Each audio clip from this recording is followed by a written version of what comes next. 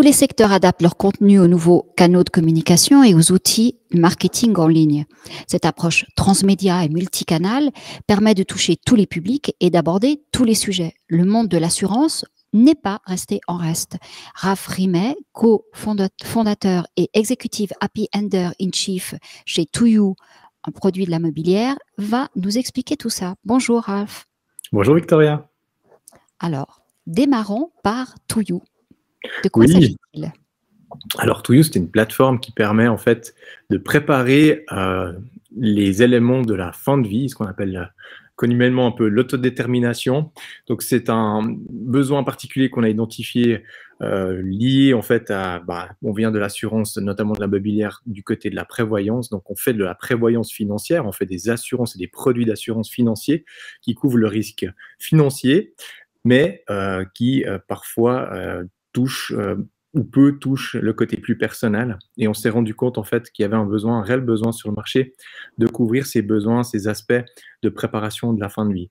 Et la préparation de la fin de vie, ça veut dire quoi? C'est tout ce qui concerne un petit peu le avant le décès, hein, c'est-à-dire les directives anticipées, le testament, les mandat pour cause d'aptitude, et puis tous les aspects plus personnels. Est-ce que je veux être incinéré? Est-ce que je veux être enterré? La préparation de la cérémonie, mais aussi la transmission des codes, login, password, des comptes de réseaux sociaux, de mes adresses principales, les accès de mon ordinateur ou de mon téléphone, jusqu'à l'inventaire de mes biens et qu'est-ce qui a de la valeur chez moi pour éviter que, quand le jour où je déménage, vous jetiez des tableaux qui valent 10 000 francs alors que vous trouvez ça moche comme tout. Donc, principalement, ToYou, c'est un outil de transmission des informations dans un environnement sécurisé qui permettent à nos clients de structurer, de penser à tous ces éléments-là, de les préparer de manière légale avec des outils qu'on a préparés, et puis de les transmettre de manière sécurisée à leurs personnes de confiance, qui peuvent être principalement les gens de leur famille, ou alors peut-être des médecins, des avocats ou le notaire avec lesquels ils travaillent. Alors, évidemment, on parle d'une plateforme en ligne. L'accès se fait en ligne directement. Donc, c'est pas que tu reçois quelqu'un chez toi qui vient t'expliquer comment fonctionnerait cette plateforme, comme on aurait pu faire avec l'assurance vie. Alors, est-ce que c'était plus simple de communiquer pour ce type de produit, qui est toujours un peu touchy, parce que c'était en digital, parce que l'ergonomie du site est quand même assez soft, je veux dire, c'est pas anxiogène. Est-ce que c'est plus simple?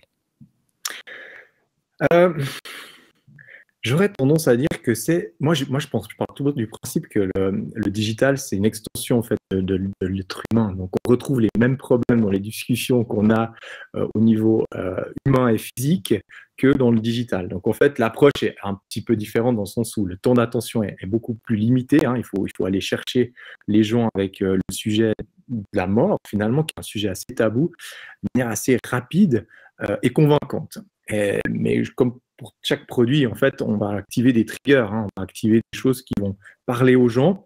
Et un des éléments qui parle le plus aux gens, c'est l'expérience personnelle, hein. L'expérience personnelle, c'est de dire, OK, j'ai déjà vécu un décès ou j'ai été confronté à cette situation, je sais ce que ça représente. Donc, je vais essayer d'aller activer ces gens-là. Et puis, le digital, on l'utilise aussi pour faire nos propres expériences. Donc, en fait, ce qu'on on utilise aujourd'hui dans le digital, c'est des itérations rapides, c'est des changements de niveau de communication, c'est l'identification de communauté ou de personnes, de profils de clients. Et puis, on essaye de vérifier quels sont les messages qui marchent le mieux, quels sont les messages qui convertissent le mieux, et après ceux qui amènent vers la plateforme aussi de manière beaucoup plus pertinente. Donc c'est ça qu'on essaie de faire avec le digital et ce qui nous permet de le faire avec le digital. Par contre, la principale problématique qu'on a, c'est de créer le lien de confiance. Et on en parlera tout à l'heure, mais le lien de confiance est plus difficile probablement à créer en termes digital parce que quand vous allez chez voir un agent d'assurance ou quand vous avez quelqu'un qui vous conseille, vous avez cette relation physique qui existe, qui n'existe pas dans le digital. Donc, vous devez la créer de manière un tout petit peu différente, avec des outils, avec des informations, avec du contenu. Et puis, on a beaucoup travaillé sur ces aspects en fait, de contenu digitaux pour créer cette crédibilité, créer transmettre notre expertise, et puis aller chercher les gens là où en fait ils sont et de pouvoir les amener vers notre solution de manière transparente, avec beaucoup d'expertise et beaucoup de professionnalisme, et tout en essayant d'être dynamique, innovant et puis des fois un petit peu décalé. Voilà. Donc là où les gens sont partout, vu que tout le monde va mourir. Ça, c'est Ouais, au moins, c'est pour un produit où je veux dire, vous avez une base de données illimitée. Mais comment toucher des gens, parce qu'avec ce langage digital, vous touchez fatalement des gens plus jeunes qui ne se sentent pas du tout concernés par ce genre de problématique. Alors comment vous avez pu faire? Alors vous avez un champ très large, mais en même temps il faut amener le sujet pour que ce soit sérieux et puis que les gens jouent vraiment le jeu, parce qu'il faut que les données c'est soient juste. toujours mises à jour, hein. Alors, on a segmenté notre clientèle. Enfin, on a appris à clientèle, puisque effectivement, la plupart des gens, la première réaction quand on présente Touhou, les gens nous disent: ah, mais Touhou, c'est pour les vieux. C'est toujours la première réaction, c'est de dire: oui, mais c'est pour les personnes âgées qui vont mourir, etc. Et en fait, la réalité, c'est pas ça. C'est que la réalité de notre plateforme, c'est que l'âge moyen du client de Touhou, c'est 50 ans. C'est un âge pivot en plus. Mais l'utilisateur moyen de Touhou, il a 50 ans, une cinquantaine d'années. Et la personne la plus jeune sur Touhou a 20 ans, et la personne la plus âgée, 93. Donc, on a un spectre relativement large de clients, et évidemment, les besoins sont très différents.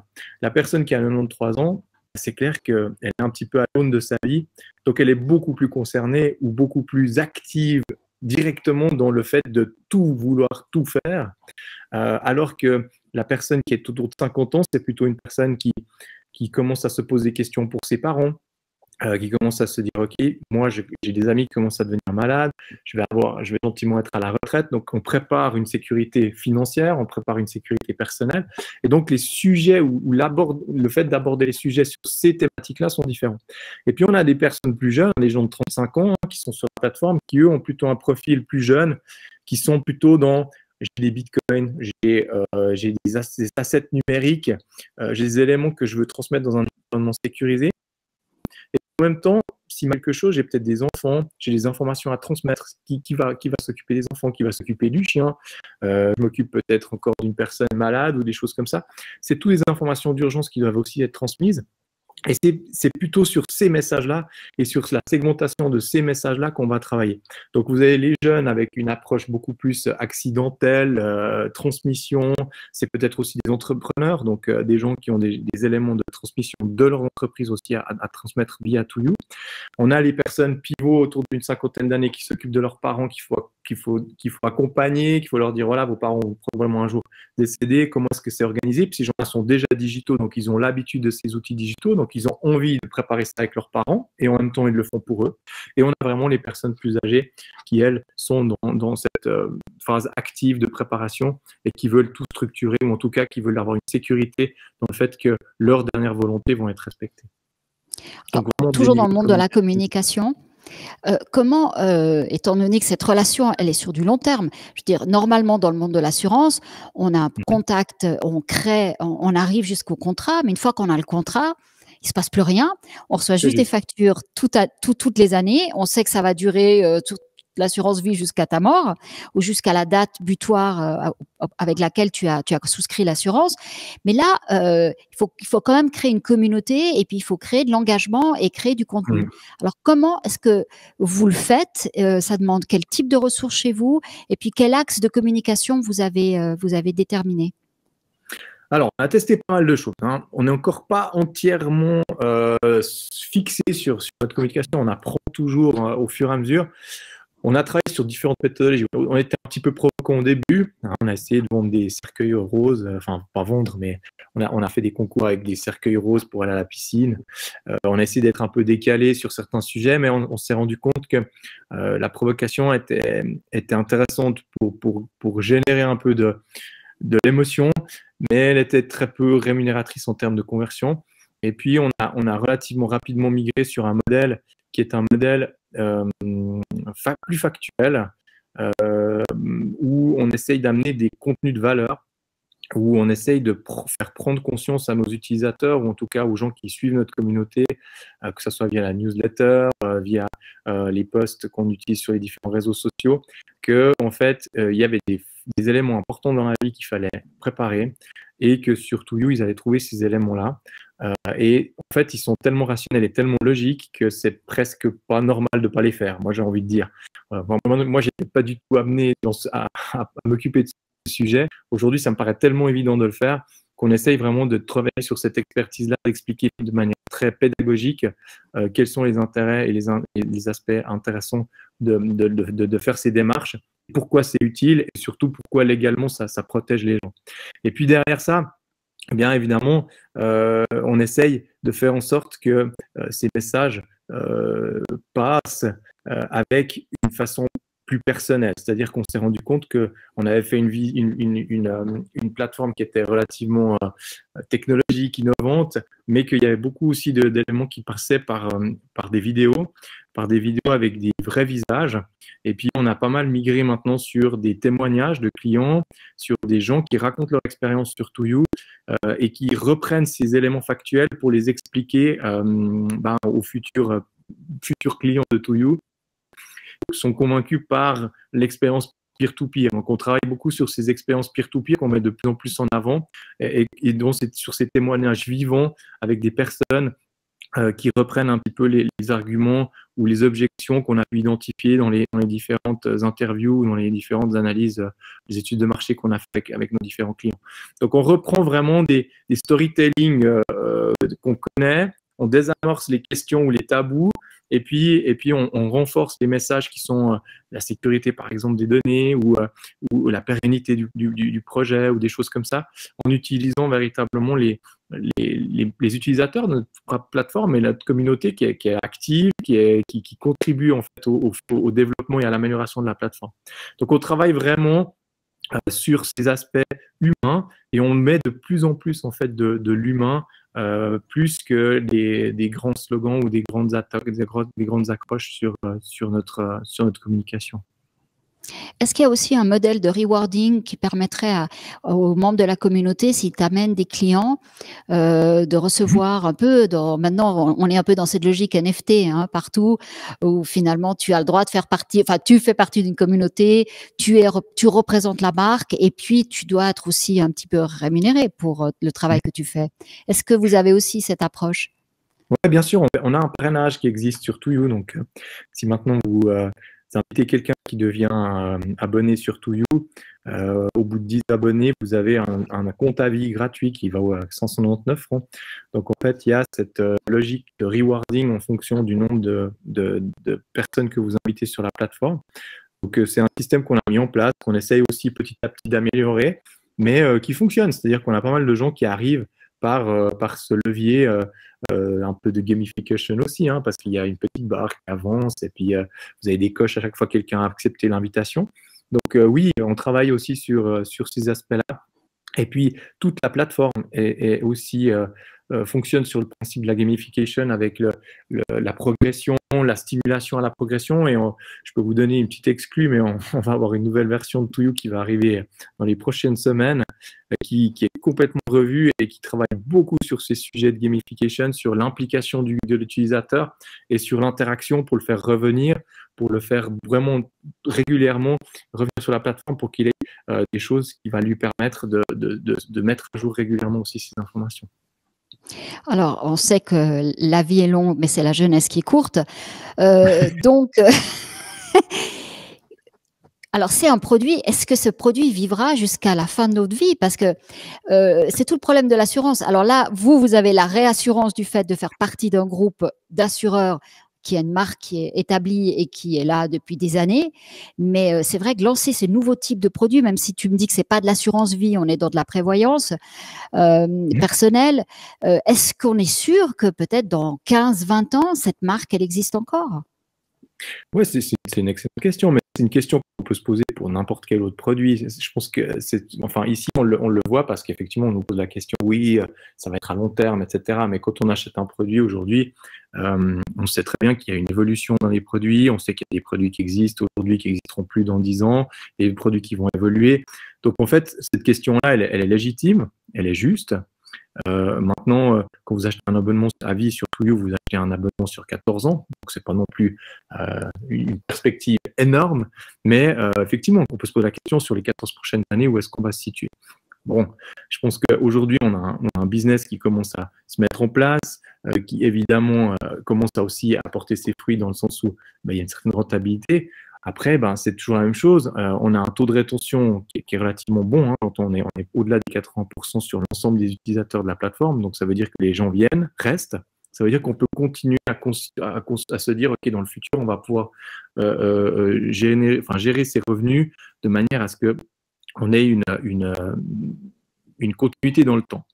Maintenant, oui, aujourd'hui, on est sous l'aune de la mobilière. Évidemment que le succès de la plateforme, ou je dirais la croissance de la plateforme, fait qu'on se pose des questions. Est-ce que c'est un projet qui doit maintenant être drivé de manière autonome ou pas? Est-ce que c'est la mobilière qui doit continuer à driver ce projet ou pas? Est-ce qu'on ouvre à l'international ou pas? C'est des questions qui sont évidemment logiques dans un processus finalement de start-up, parce qu'on est une spin-off de la mobilière. Mais on appartient à la mobilière, mais on travaille comme une start-up. Donc, les mêmes questions se posent. Et cette question de la pérennité est une question, mais une question qui est liée à toutes les start-up et tous les services qu'on va acheter. Vous pouvez acheter d'autres abonnements à vie sur des plateformes de start-up. La question se posera exactement la même chose. Absolument. Par contre, on a créé un processus sur Touyo qui est un processus où, à tout moment, l'utilisateur peut ressortir toutes les données qu'il a mises dans un document très structuré qu'il pourra réutiliser chez lui. Donc, si demain, maintenant, Touyo devait fermer, toutes ces informations seront contenues dans un seul document qui pourront être extraites de la plateforme et réutilisées sous forme de PDF ou sous forme papier qui pourrait être stocké à la maison. Donc, en fait, on a quand même pensé à cette éventualité et on l'a quand même préparé. Et puis, évidemment, voilà, après, comme dans tous les projets, s'il devait y avoir une faillite ou une fermeture, ma foi, c'est perdu et c'est comme ça. Alors, ce qui est très intéressant quand tu as parlé de start-up, il faut aussi rappeler que Touyo, effectivement, c'est une innovation qui ne s'est pas faite au sein de la mobilière. L'idée, c'était de créer des produits numériques, mais de les tester avant, parce que là, ça fait quand même quelques années que ça a démarré, mais quand tu l'as démarré, c'était vraiment quelque chose de très nouveau pour le secteur de l'assurance. Est-ce que ça veut dire que l'innovation ne peut venir que de l'extérieur? Lorsqu'on disrupte, c'est fatalement l'extérieur qui démarre et puis après on regarde ce qui marche et on l'intègre? C'est une excellente question. Moi, j'ai un passé d'entrepreneur. J'ai aussi été engagé à la mobilière pour cette expérience-là. Et on m'a très clairement engagé en me disant on veut quelqu'un qui réfléchit out of the box et qui n'est pas influencé par la culture et l'historique de l'entreprise. Donc, ça m'a probablement aussi aidé à voir un tout petit peu les choses de manière différente. Évidemment que le marché de l'assurance, en plus, c'est un marché extrêmement conservateur, qui ne bouge pas vite, extrêmement régulé. Donc, il y a forcément aussi des opportunités dans des marchés pareils, même si on a l'impression qu'ils sont très lents. Et ce qu'on a essayé de faire avec Touyo, c'était de s'aligner à des besoins stratégiques qui viennent d'une assurance classique, hein, avec des agents qui sont sur le terrain, et puis de trouver des éléments qui sont complémentaires à une stratégie de développement de cette grande entreprise, tout en étant innovant. Et pour ça, il a fallu faire un mix entre des profils de gens qui sont à la fois des entrepreneurs un peu innovateurs, un peu out of the box, et des gens du métier qui viennent du CRA et qui ont la compréhension en fait de ces produits d'assurance aussi, de ces besoins et de l'identification de ces clients et de cette connaissance des clients et de l'historique de l'entreprise.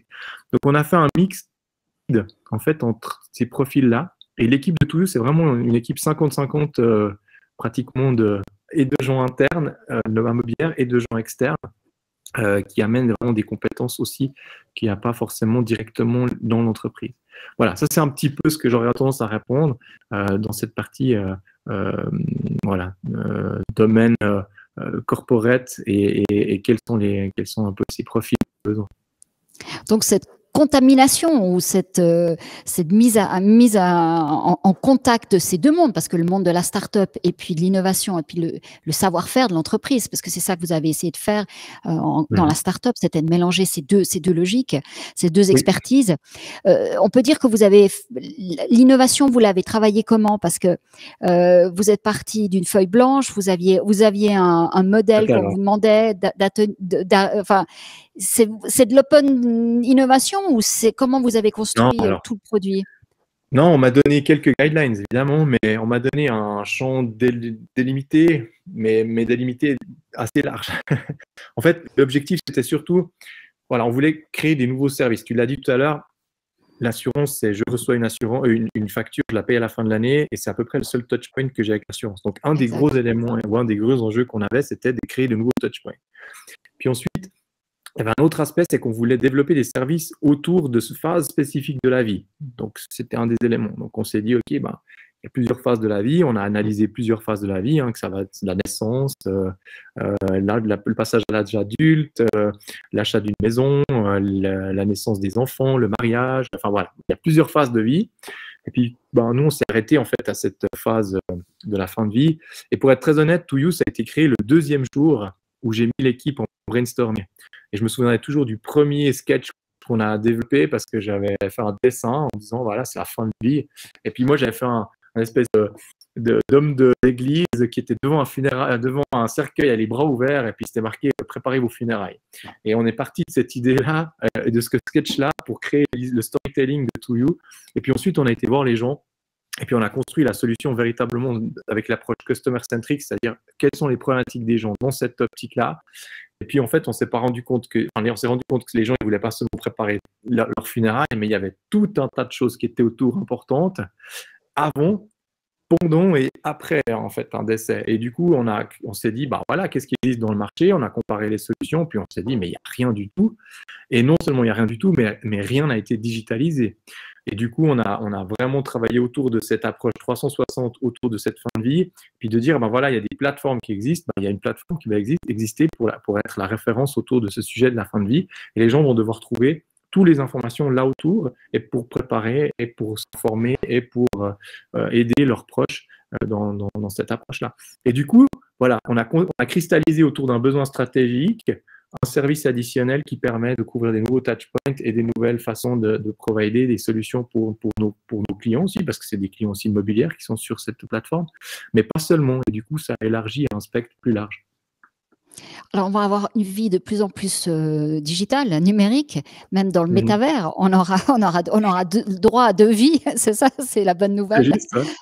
Le 21e siècle est magnifique. Alors, est-ce qu'on pourra s'assurer pour cette nouvelle vie, cette deuxième vie en ligne? Et encore plus loin? Alors, c'est un des sujets stratégiques actuellement. Ah, On tu est en vois. train de discuter de ce sujet-là. Le métavers arrive, donc quelles sont les implications de l'assurance? Est-ce que je vais pouvoir assurer mes biens dans le métavers, comme je l'ai fait dans le monde physique? Bien sûr, c'est toutes des questions qui se posent aujourd'hui, sur lesquelles on est en train de porter des réflexions. Encore une fois, je pense que, je l'ai dit tout à l'heure en introduction, mais le digital est une extension de notre vie humaine. Et on a beaucoup de gens qui disent ouais, mais le digital, c'est très virtuel, etc. Mais il se passe des choses qui sont similaires à la vie physique.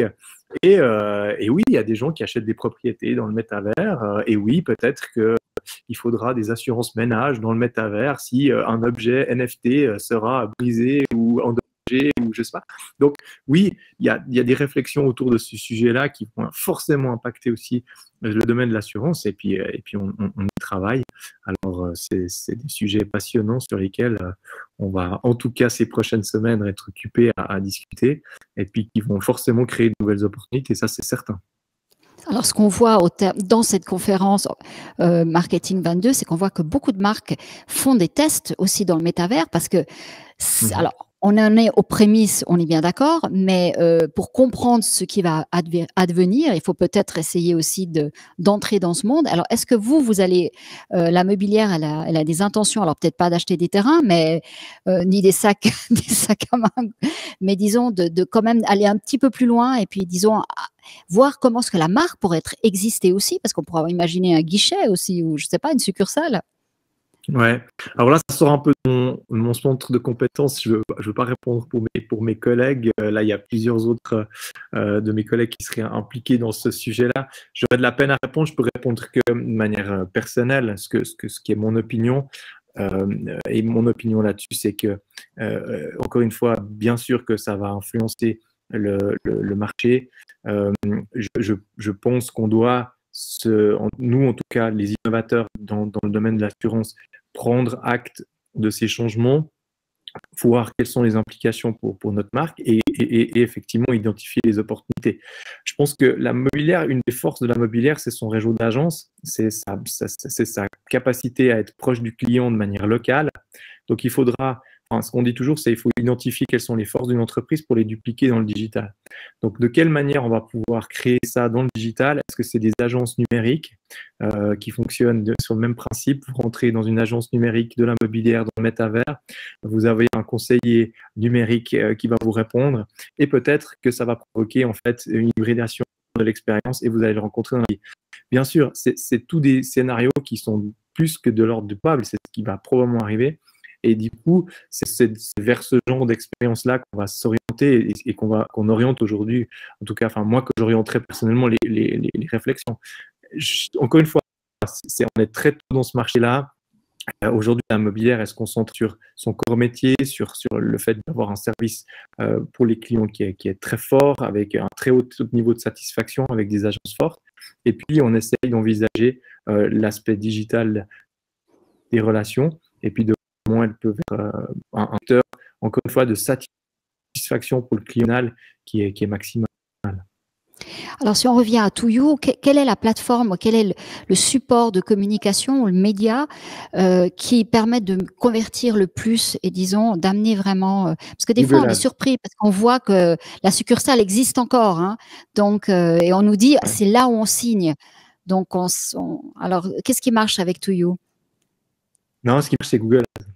C'est ce qui, Ah ouais, Google enfin, Ads. c'est le, ouais, c'est le Google Ads et c'est en fait ce qui fonctionne le mieux, c'est les recherches actives des clients parce qu'en fait, le problème, c'est qu'ils ne pensent pas à comment gérer ma fin de vie. Ils vont pas taper comment je vais gérer ma fin de vie.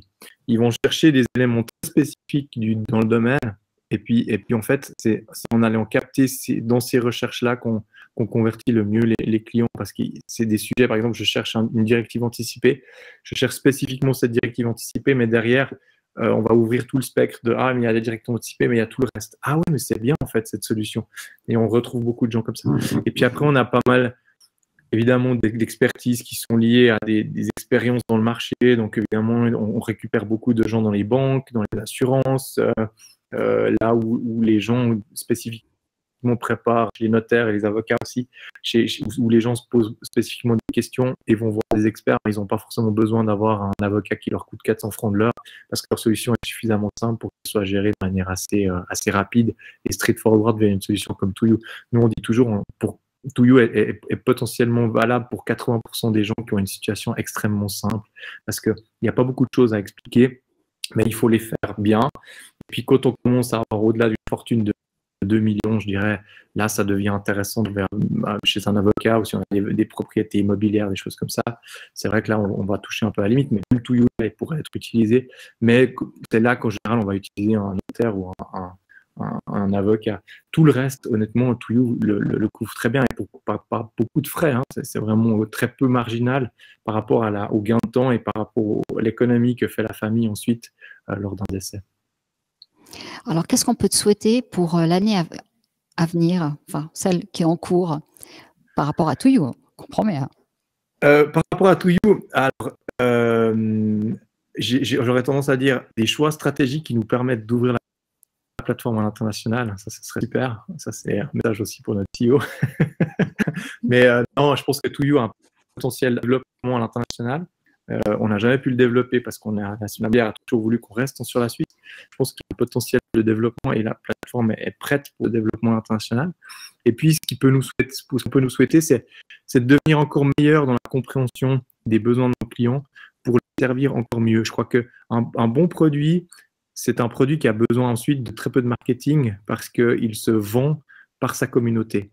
Et c'est un effet qu'on commence à voir et qu'on aimerait encore renforcer dans le futur. Et donc, des clients satisfaits, ce serait mon plus grand souhait dans les semaines. Et le marché suisse est un marché test, donc tu as déjà Mhm. trois cultures ou quatre. Donc, si on réussit en Suisse, on réussit partout. C'est ça. Et la plateforme est prête pour ça. Donc en fait, c'est vraiment mettre les bonnes, voilà, les bonnes priorités là où on veut et ça pourrait partir. Merci, Ralph. Merci à toi, Victoria.